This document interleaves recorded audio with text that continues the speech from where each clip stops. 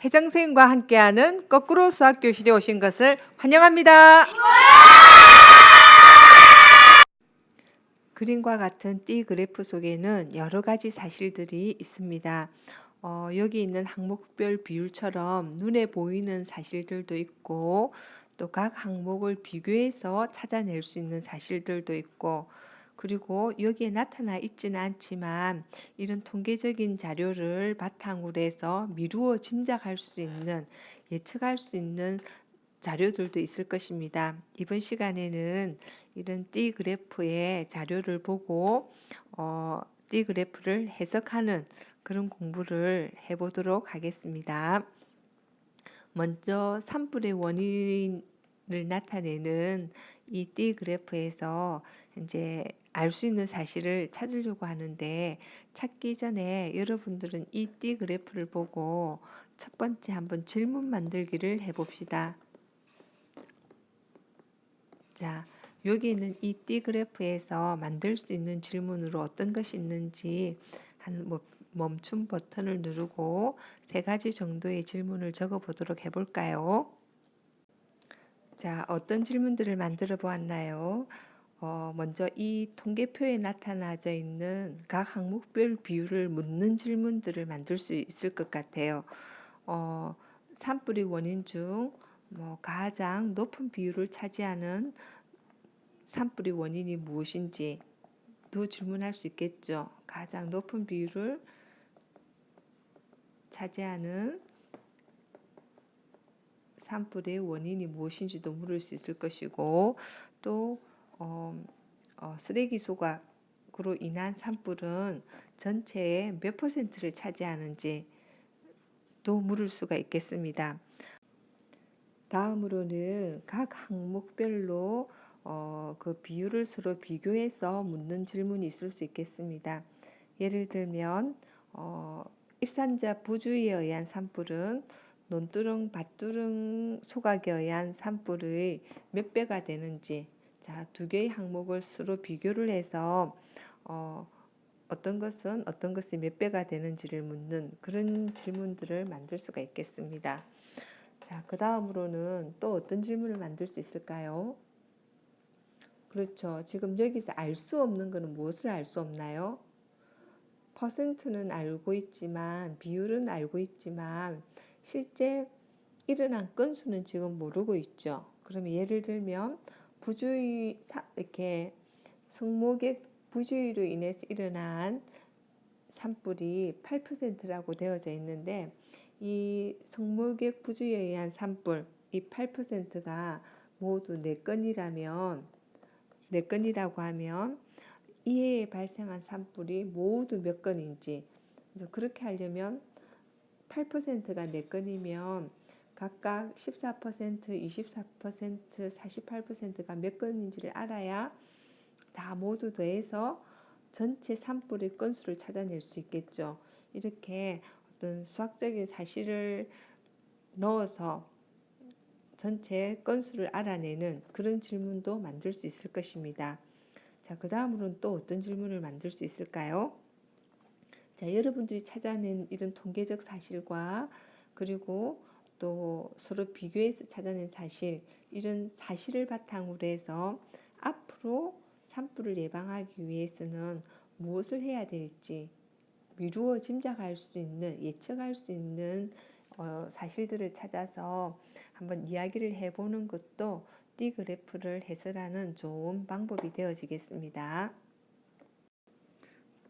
앞에서 띠 그래프를 해설하기 위해서 여러분들이 만든 질문을 바탕으로 수업 시간에는 실제 이 띠 그래프를 해설을 해볼 것이고 그 중에서 이 거꾸로 수업 시간에서는 여기서 알 수 없는 거, 자, 여기서 알 수 없는 거는 무엇이었죠? 그렇죠. 산불의 건수는 알 수 없었죠. 그래서 성모객 부주의에 의한 산불, 이것이 4건이라고 한다면 전체 산불의 건수가 몇 건인지 그 방법을 찾는 것에 대해서 알아보도록 하겠습니다. 자, 먼저 8%가 4건이라고 하면 48%는 몇 건이 되어지나요? 8%에 6배가 되니까 24건이 되겠죠. 그죠? 그리고 24%는요. 24%는 8%의 3배니까 결국 12건이 되겠네요. 자, 그래서 이거는 24건. 자, 이거는 12건. 그럼 14%는 어떻게 구하면 되죠? 자, 14%는 어떻게 구하는 것이 좋을까요? 한번 생각해 볼까요? 자, 8%가 4건이면 8%의 절반은 4%가 2건. 자, 그러면 2%는 1건이 되겠네요. 그럼 14%는 네, 14건이 될 것 같죠? 6%는 2%의 3배니까 3건. 자, 그러면 24건, 12건, 14건, 4건, 3건을 모두 더해서 이 해에 일어난 산불의 건수는 모두 몇 건인지 찾을 수 있을 것 같아요. 그럼 수업 시간에는 여러분들만의 방법으로 전체 산불의 건수를 한번 찾아보도록 하겠습니다. 자, 이번에는 띠 그래프가 여러 개가 한꺼번에 주어졌을 때는 어떻게 해석하면 좋을지 생각해 봅시다.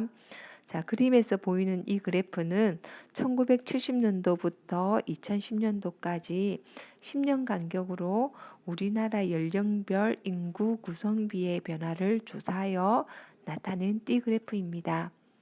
자, 이런 그래프를 해석할 때에는 먼저 연도별로 그리고 항목별로 14세 이하의 인구는 어떻게 변화가 되어졌는지, 또 65세 이상의 인구들은 어떻게 변화가 되어졌는지, 그런 것들을 서로 비교해 보는 것도 중요하겠습니다. 그 다음 또 2000년도에 14세 이하의 인구는 또 1970년도 14세 이하 인구 비율의 약 몇 배가 되어지는지 이제 이런 질문들도 만들 수가 있겠죠. 자, 그 다음에 또 우리가 또 비교를 할 수 있는 거. 자, 여기서는 우리는 총 인구 구성비만 알 수 있지 인구수를 모르잖아요.